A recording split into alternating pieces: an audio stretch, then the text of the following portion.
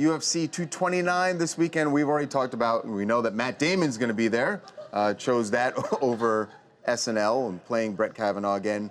But this is huge, not just in the octagon. There are... In the bank. in the bank, especially for Conor McGregor, who by some estimates could make over $100 million. This is Floyd Mayweather territory. And that's just from the pay-per-view. Right. But there's a lot more on the line here for Conor. But we're going to talk to a guy who knows plenty about what goes on in these huge matches because he's been through them himself. Michael Bisping is joining us, the UFC. He's going to be talking, we're going to talk to him about the fight and also his coverage on FS1 this weekend. Michael's a former champ and a commentator, and he's a great guy. Yes, he is, and join us right now. Hey, Michael. What's up, fellas? So, first of all, these figures are eye-popping. $100 million, we're being told. That's what we're being told. I mean, I'm not sure how accurate that is, but one thing's for sure, he's going to make a lot of money. For Conor, that's not the important thing. I think for him, the most important thing is the legacy, beating Khabib Nurmagomedov and getting his lightweight title back. But of course, he doesn't want $100 million. What do you suppose, and I know this is just guessing, but if Conor is getting $100 million, what would Khabib be getting? Listen, I don't know any facts or figures, but I'll tell you this right now. Conor ain't getting $100 million. But Khabib's probably getting, I don't know, a quarter of that. Honestly, I don't know. I'm plucking figures from fresh air, but Khabib isn't the draw. Conor is the draw. Conor is the star. Of course, Khabib is an incredible fighter. Nobody to be underestimated. But Conor's the star here. He's getting way more money for sure. Well, the pay-per-view numbers, we spoke to Dana yesterday. He said that the pay-per-view is, right now, it's tracking that it could approach the numbers of that Floyd and Conor got, which is why people are thinking it could be up to $100 million. But obviously, you guys, they're going to have the prelims, all the prelims for UFC 229. You guys will have that on FS1. But once it actually gets started, there's something else interesting here, and I didn't know this until yesterday. The guys at TMZ Sports told me this.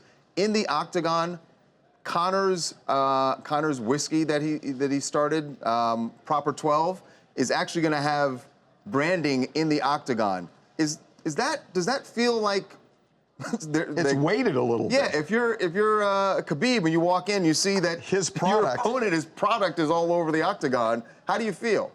Well, it's either going to go down one of two ways. Either we're going to have an epic shot of Conor McGregor standing there on top of his own branding with Khabib Nurmagomedov asleep, which will be quite the marketing shot, or Khabib Nurmagomedov is going to be on top of Conor, beating him to a bloody pulp, and Conor begging for the fight to be stopped, which again is quite an epic image as well. So either way, we're going to see something very special. So you're saying that Khabib could use that as fuel? That can charge him up. You're like, all right, I'm putting him down right there. I want to make sure when I make him tap out. Yeah. That's what I do for sure. I drag his head right to that Proper 12 logo and stick his face right through it if I was Khabib. But I'm not Khabib. Hey, Michael, how do you see this right now? Who's the favorite, the underdog? What do you think? Well, it's going to go down one of two ways. Either Khabib is going to take him down, pound him out, make him suffer, and then probably get a submission in rounds 3 or 4.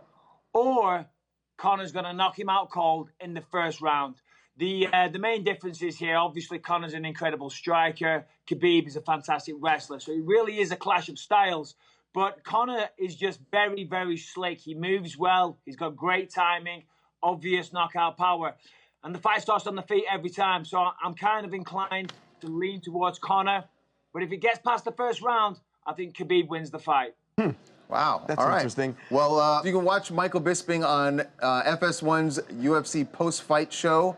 That'll be on right after 229 once we know who actually wins. And like we said, you're going to have all the prelims you can watch also on FS1. And the prelims are great, by the way. Yeah, there are some really... Oh, absolutely. Always. UFC always delivers, certainly on such a big card like this. But nice talking to you guys. All the best. Hey, thank you so much, Michael. Appreciate it. Good luck tomorrow.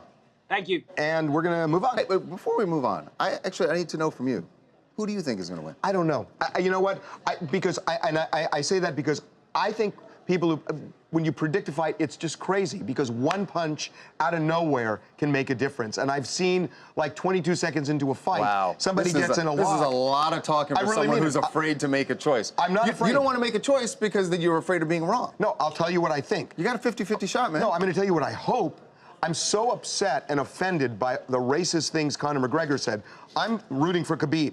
Okay. Do I think Khabib's going to win? I mean, one punch can come from either guy. Okay. You picked Khabib. We're going to move on. Okay. Right. I'm just trying to be honest, and All you right. are literally, you're calling me a chicken. Yes. We're trying to be honest. That's exactly what I'm calling Well, you. what if I really don't honestly know? We're TMZ. If you like our vibe, click on that button and hit subscribe. We'll send you more.